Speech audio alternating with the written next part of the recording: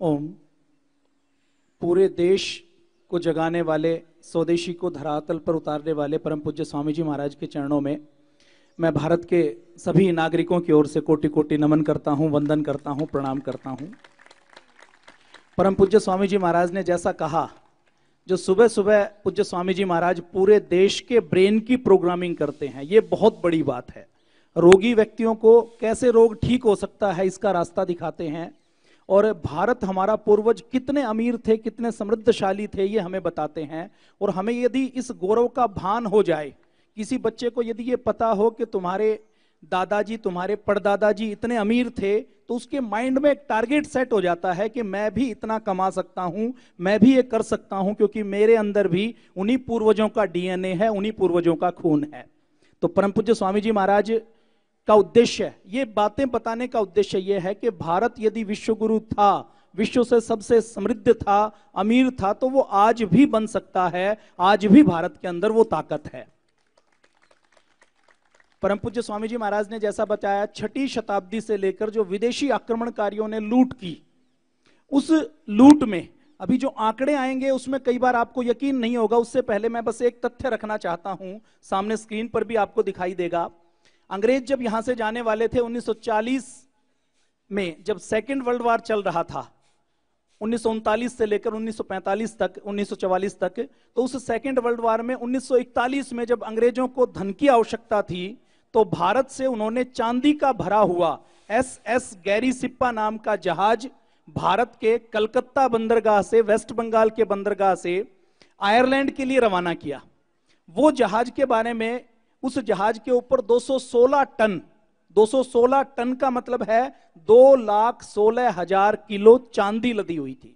इस 2,16,000 किलो चांदी को यदि हम मण में कन्वर्ट करते हैं, क्योंकि आगे के जो आंकड़े आएंगे वो मण में आएंगे, तो जब आप मण सुनेंगे, मण का आप सबको पता होगा, जैसे आजकल क्विंटल चलता है, तो पुराने जमाने में मण चलता था। वो मण होता था 40 सेर का।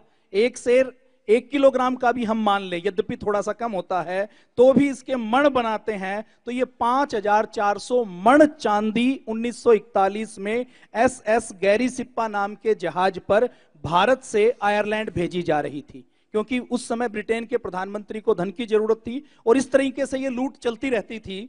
तो जब ये आयरलैंड से 400 किलोमीटर दूर अटलांटिक महासागर में था, तो हिटलर के जासूसों को पता लगा। हिटलर के जासूसों ने उस जहाज के ऊपर तारपीड़ो चलाया और उस जहाज को डुबो दिया। वो डूबा हुआ जहाज, सबको जानकारी थी कि कहां पर डूबा है। फ्लोरिडा की एक कंपनी है ओडिसी मैरीन। ये ओडिसी मैरीन क्या करती है, रोबोट को नीचे भेजती है और जो कीमती सामान है उसको निकालने का काम करती है। तो इस ओडिसी मैरीन नाम की फ्लोरिडा की कंपनी ने इस गैरी सिप्पा जहाज की चांदी को अभी 1 साल पहले 2021 में निकाला है। और ये सारी खबर मीडिया हाउस में है कि उस समय के डूबे हुए जहाज से 2,16,000 किलो चांदी मिली है, जिसकी आज की कीमत की बात करें तो लगभग 1,400 करोड़ रुपए इसकी कीमत बैठती है। आप सामने स्क्रीन पर देख रहे हैं। यदि इस एक बात पर हमें यकीन हो जाए, तो आगे जो हम बात करने वाले हैं उसके ऊपर आपको यकीन हो जाएगा, क्योंकि वैसे सिर्फ हम पढ़ते हैं तो उसके ऊपर यकीन नहीं हो पाता। हमें लगता है कि कहीं ना कहीं झूठ लिखा होगा। देखिए हमारा भारत कितना समृद्धशाली था, आप अंदाजा लगा लीजिए। एक बर्नियर नाम का फ्रांसीसी यात्री जो पेरिस में रहता था, वो भारत आया था, 16वीं शताब्दी में भारत आया था। औरंगजेब के भाई दारा शिकोह के पास उसके डॉक्टर के रूप में रहता था, चिकित्सक के रूप में रहता था। 12 साल तक मुगल दरबार में रहा और वो भारत के बारे में कहता है कि भारत दुनिया में ऐसा गड्ढा है जहां से चारों ओर से, अलग अलग रास्तों से सोना और चांदी दिन रात बह बहकर आता है। पूरी दुनिया का यदि कोई सबसे धनी देश है तो वो केवल भारत है, ऐसा बर्नियर फ्रांसीसी यात्री कहता है। अब कितना लूटा है 6ठी शताब्दी से लेकर, अगर हम इसको 15वीं 16वीं शताब्दी तक केवल विदेशी आक्रमणकारियों में, हम अरब के, ईरान के, इराक के, तुर्की के आक्रमणकारियों की बात करें, तो 16वीं शताब्दी में देखिए 638 से लेकर 711 तक 74 वर्षों में जो 9 खलीफा रहे, उन्होंने 15 बार भारत के ऊपर आक्रमण किया। उसके बाद मोहम्मद बिन कासिम आया 7वीं शताब्दी में, फिर उसका उत्तराधिकारी मोहम्मद जुनैज आया। उसके बाद 10वीं सदी में मोहम्मद गजनवी आया, फिर 11वीं सदी में मोहम्मद गोरी आया, मोहम्मद गोरी के बाद कुतुबुद्दीन एकब से लेकर अलाउद्दीन खिलजी से लेकर बख्तियार खिलजी से लेकर बहुत से लुटेरे, उसके बाद मोहम्मद गजनवी आया, उसके बाद मोहम्मद गजनवी बार बार आता रहा, बार बार आक्रमण करता रहा, उसके बाद मोहम्मद गजनवी के बाद अलग अलग और लुटेरे यहां पर आते रहे। तो उन्होंने कितना लूटा उसकी हम बातचीत करते हैं। मोहम्मद गोरी जो 10वीं शताब्दी में आया, मोहम्मद गोरी ने, आप सबको पता है कि बार बार आक्रमण किया।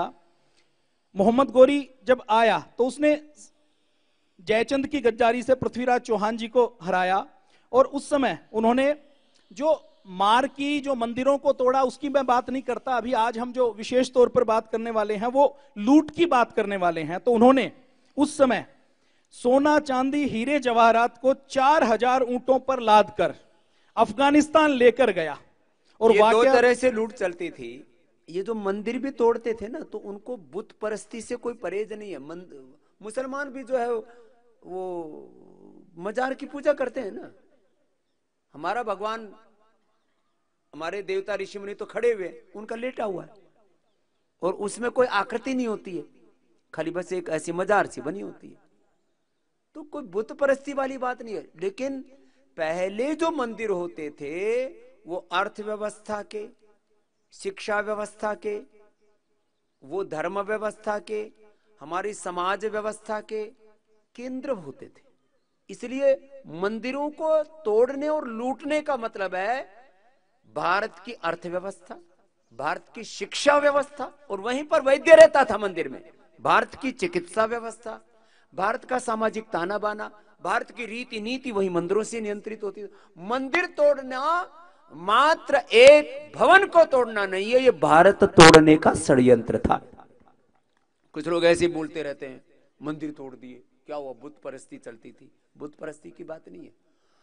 तो ये काम होता था। दूसरी चीज, भारत की, जैसे बता रहे थे कि हमारे पूर्वज आर्थिक दृष्टि से, बौद्धिक दृष्टि से, आध्यात्मिक दृष्टि से, वैज्ञानिक दृष्टि से अलग अलग संदर्भ थोड़े थोड़े रखेंगे। वो आपको इसलिए बता रहे हैं कि आपको अपने पूर्वजों की गौरव गरिमा का, अपने महानता का बोध होना चाहिए। पहले लूट के कैसे लेके जाते थे? गधों पर, घोड़ों पर, ऊंटों पर। पहले कोई ये तो जहाज जूझ तो थे नहीं उस समय। बाद में ये समुद्र के जहाजों से लूट करके लेके गए। वो तो एक छोटा सा सैंपल दिखाया आपको। ऐसे सोना चांदी हीरे मोती कितने लूट के लेके गए, उसको सिलसिलेवार थोड़ा थोड़ा रखते रहेंगे। आप अनुलोम विलोम 15 मिनट कर लो, जिससे कि तुम्हारा ब्रेन का बैलेंस ना बिगड़े कि इतना लूट लिया तो गुस्सा आ सकता है तुमको। तो अनुलोम विलोम कर लो जरा। हाँ जी यार, बिल्कुल पूज्य महाराज जी, ऐसी ही बात है। मोहम्मद गजनवी जैसा मैंने बताया 17 बार आया। मोहम्मद गोरी की हम बात कर रहे हैं, पृथ्वीराज चौहान को हराया, कन्नौज के ऊपर आक्रमण किया, बनारस के ऊपर आक्रमण किया। तो अकेले वहां से एक एक शहर से वो 4-4 हजार ऊंटों पर लाद कर खजाना यहां से, हीरे मोती जवाहरात सोना चांदी यहां से लेकर गई। अब इस खबर को अगर हम ये जहाज वाली खबर के बिना पढ़ें तो हमें ये लगेगा कि किसी ने वैसे ही गप्प मार रखी होगी, जीरो लगाने में भूल कर दी होगी। लेकिन जब ये जहाज की खबर पढ़ते हैं कि एक जहाज डूबा, उस एक जहाज के ऊपर 2,16,000 किलो चांदी थी और उसको रिकवर किया है, ये हिस्टोरिकल फैक्ट है आपके सामने, आज उसके प्रमाण है, आप उसको क्रॉस चेक कर सकते हैं। और उसमें अगर मण हम बनाते हैं तो 5,400 मण बैठता है। अब अगर आप इसको ऊंट के ऊपर लेकर जाएंगे तो ऊंट के ऊपर जो राजस्थान के, हरियाणा के रहने वाले हैं वो सब जानते हैं कि ऊंट के ऊपर 3-4 मण से ज्यादा नहीं लाद सकते। तो इस प्रकार से 4,000 ऊंटों के ऊपर वो लाद कर लेकर गया। उसके बाद ये लूट का इसी प्रकार से चलता रहा। कुतुबुद्दीन एकब से लेकर, बख्तियार खिलजी से लेकर, अलाउद्दीन खिलजी से लेकर, सब इस प्रकार से दिल्ली को, गुजरात को, अलीगढ़ को, बनारस को, जो हमारे मुख्य जितने केंद्र हैं उनको लगातार लूटते रहे।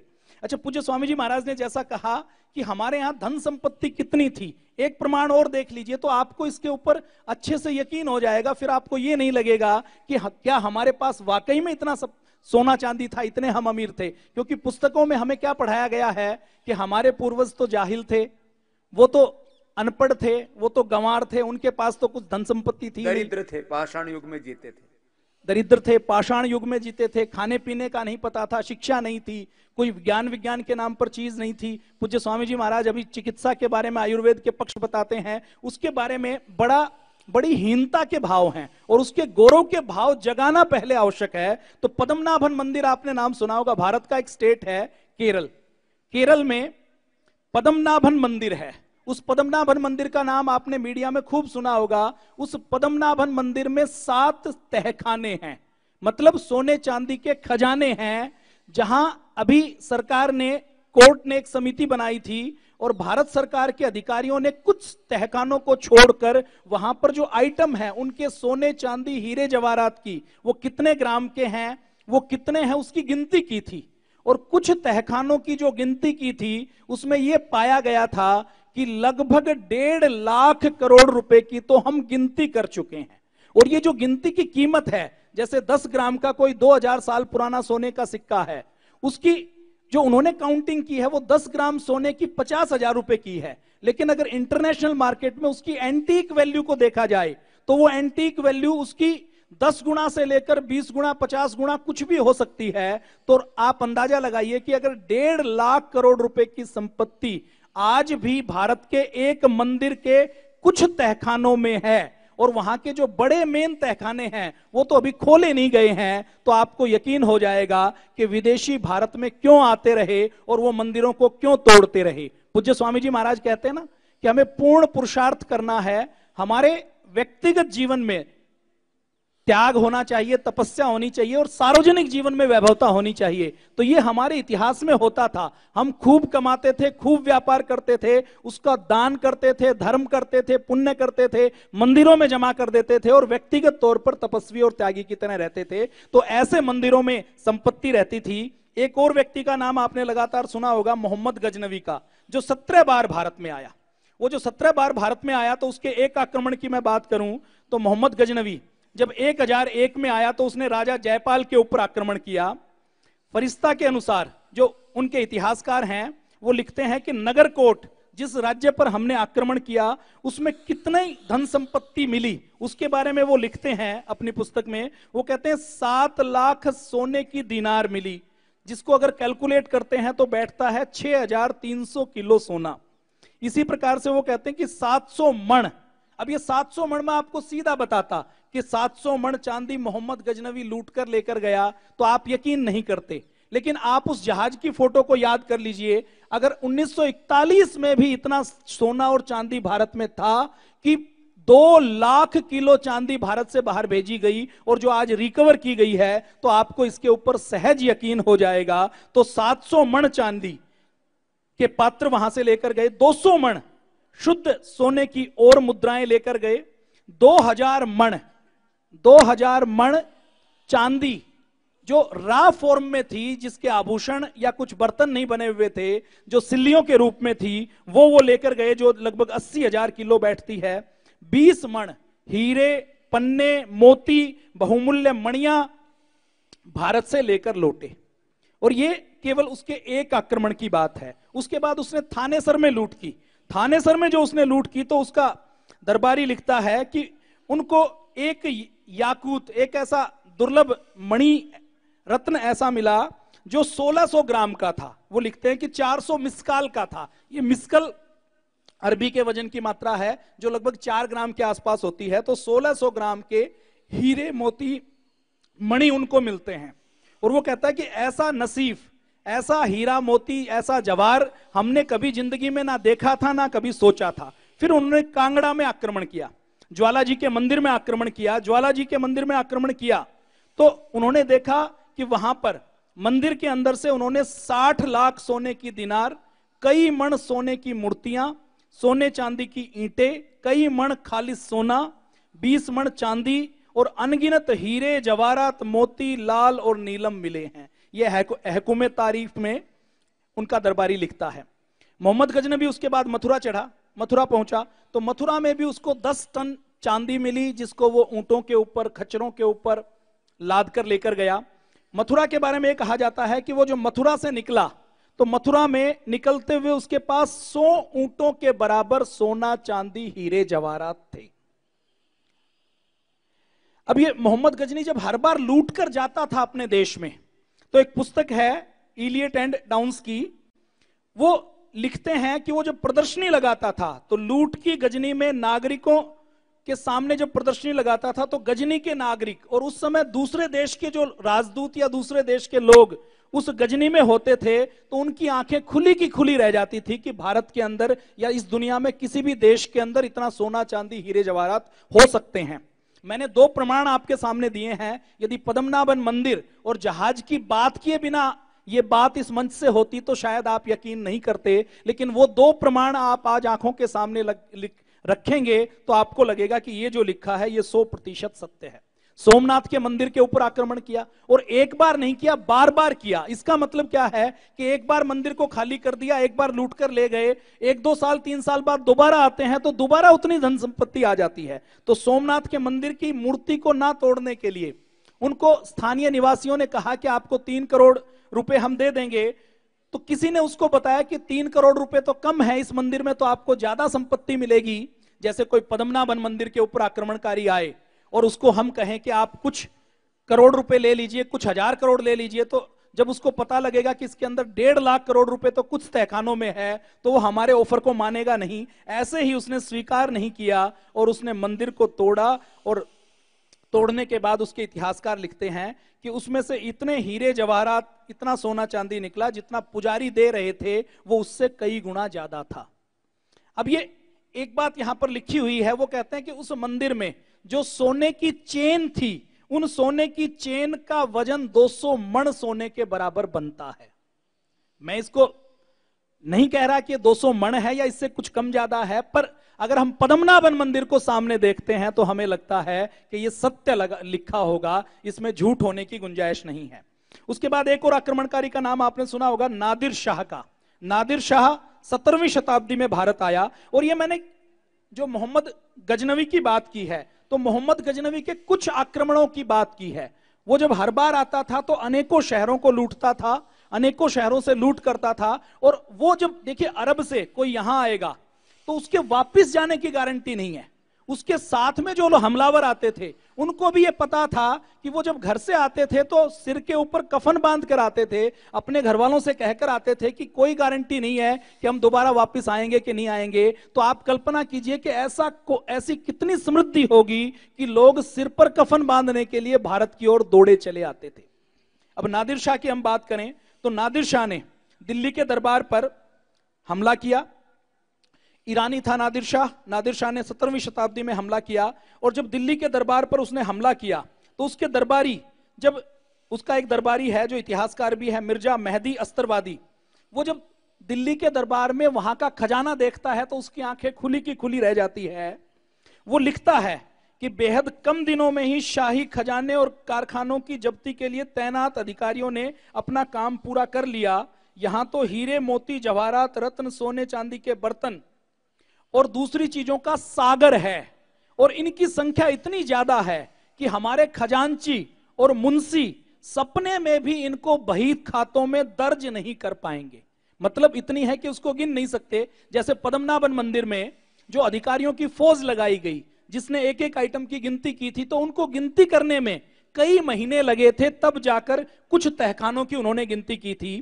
तो लूट का सामान जो नादिर शाह लेकर गया उसके बारे में यह कहा जाता है कि वो 28,000 खच्चरों पर, गधों पर, ऊंटों पर, हाथियों पर, बैलगाड़ियों पर लाद कर लेकर गया था। और एक बात और खास तौर पर नादिर शाह के आक्रमण के समय लिखी जाती है, वो कहते हैं कि 200 गाड़ियों में तो केवल महिलाओं का जो वो सामान था जो नादिर शाह और उसके दरबारियों ने लूट के बाद, मुसलमान देखिए कहीं पर भी लूट करते थे तो केवल लूट नहीं करते थे, उनके युद्ध के कोई नियम नहीं होते थे। अपने भारत में तो युद्ध के नियम भी होते थे। तो वो जो लूटने के बाद, पुरुषों की हत्या करने के बाद वहां की महिलाओं से शादियां कर लेते थे या उनको हरम में गुलाम बना लेते थे। तो वो लिखते हैं कि 200 बैलगाड़ियों पर तो उन महिलाओं को जिनको हरम में रखा था उनका सामान था, और उनका सामान भी उनका कीमती सामान था, जो पहनने के गहने हैं, जो मूल्यवान वस्त्र हैं, वो थे। नादिर शाह जब भारत में आया तो नादिर शाह ने एक और लूट की थी। कोहिनूर हीरे का नाम आप सब जानते हैं, सबको पता है। वो कोहिनूर हीरा भी नादिर शाह भारत से लूट कर लेकर गया था। उस कोहिनूर हीरे की कीमत के बारे में आज कोई अंदाजा नहीं लगता, लेकिन ऐसा माना जाता है कि एक कोहिनूर हीरे से, क्योंकि दुनिया में उसके बराबर दूसरा कोई हीरा नहीं है, तो उस एक कोहिनूर हीरे से कई ताजमहल बनवाए जा सकते हैं, ऐसा लोगों का मानना है। तो आप कल्पना कीजिए कितनी संपत्ति भारत में रही होगी उसी समय। भारत में उस समय मुगल बादशाहों ने जब पैसा खूब इकट्ठा हो गया तो कहां पर खर्च करें, तो उन्होंने एक तख्ते ताउस मयूर सिंहासन बनवाया था। आप सामने स्क्रीन के ऊपर फोटो देख रहे हैं, जो 10 फीट लंबा था, 4 फीट चौड़ा था, 6 उसके पाए लगे हुए थे, उसके ऊपर बादशाह लेट भी सकता था, बैठ भी सकता था। उस मयूर सिंहासन का वजन 31 मण 20 सेर था। उस मयूर सिंहासन को कई 100 कारीगरों ने 7 साल में तैयार किया था। उस मयूर सिंहासन में 1000 किलो सोना लगा हुआ था और कई 100 किलो हीरे जवाहरात लगे हुए थे, जो कीमती पत्थर थे वो लगे हुए थे। उसकी कीमत की बात करें तो उसकी कीमत की तुलना ही नहीं की जा सकती। तो वो मयूर सिंहासन भी नादिर शाह यहां से लूट कर लेकर गया था। उसके बाद ये आक्रमणकारी आए और इन्होंने कई कई बार आक्रमण किया है। और नादिर शाह ने केवल दिल्ली नहीं लूटी, दिल्ली के आसपास जितने शहर थे सब में इसी प्रकार से धन संपत्ति थी और वो सबको लूटते थे। और ये जो नादिर शाह 17वीं शताब्दी में आया, तो आप देखिए कि 15वीं शताब्दी से लेकर 17वीं शताब्दी तक लगातार जो विदेशी आक्रमण होते रहे, उस समय हमारे कुटीर उद्योग नष्ट हुए हैं, उस समय हमारी कृषि की व्यवस्थाएं भी नष्ट हुई हैं। जैसे महाराष्ट्र में मुगल लगातार मराठाओं के साथ युद्ध करते थे, तो उस समय के जो इतिहासकार हैं वो लिखते हैं कि उस समय किसान अपना अनाज जलाकर अपने पशुओं को लेकर जंगल में चले जाते थे ताकि दुश्मन सेना को रसद ना मिले। तो उस समय जब अस्त व्यस्त व्यवस्थाएं थी, तब भी कितना सोना चांदी, कितना व्यापार और कैसी कृषि हमारे भारत के देश में थी, आप अंदाजा लगा लीजिए। इसी प्रकार 11वीं शताब्दी में एक चंगेज खान नाम का मंगोली हमलावर भारत में आया, लुटेरा आया, उसने खूब लूटपाट की। तैमूर लंग आया 13वीं शताब्दी में, उसने खूब इसी प्रकार से लूटकाट की। मोहम्मद तुगलक से लेकर अलग अलग सैयद वंश के लोगों ने यहां पर शासन किया, उन्होंने खूब लूटपाट की।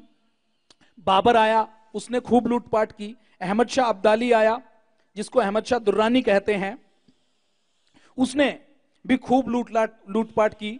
1748 से लेकर 1758 तक उन्होंने कई बार आक्रमण किया और इसी प्रकार से हजारों बैलगाड़ियों के ऊपर, हजारों ऊंटों पर, हजारों खच्चरों पर, हजारों हाथियों पर वो हमारे देश को लूट कर ले जाते रहे। तो ये लूट का सिलसिला इसलिए मैंने कहा कई दिनों तक बताना पड़ेगा। तो भाई राकेश जी इतना पुरुषार्थ करके आए हैं खाली लूट की गिनती बताने के लिए। कितना वैभव था, सैकड़ों, हजारों, लाखों गधों, खच्चरों, बैलगाड़ियों, ऊंट गाड़ियों पर लूट करके लेके गए। और ये लूट मैंने कहा अंग्रेजों के पहले, अंग्रेजों के ब्रिटिशर्स के समय और ब्रिटिशर्स के बाद, और एक लूट और भी अगली, अब चलेगा ये कार्यक्रम कुछ दिन लगातार। ये लूट का इसलिए बताना पड़ेगा, अभी भी लूटे जा रहे हैं। लाखों करोड़ की अर्थव्यवस्था पर अभी भी विदेशी कंपनियों का कब्जा है और उसी को छुड़ाने का नाम पतंजलि का स्वदेशी अभियान है।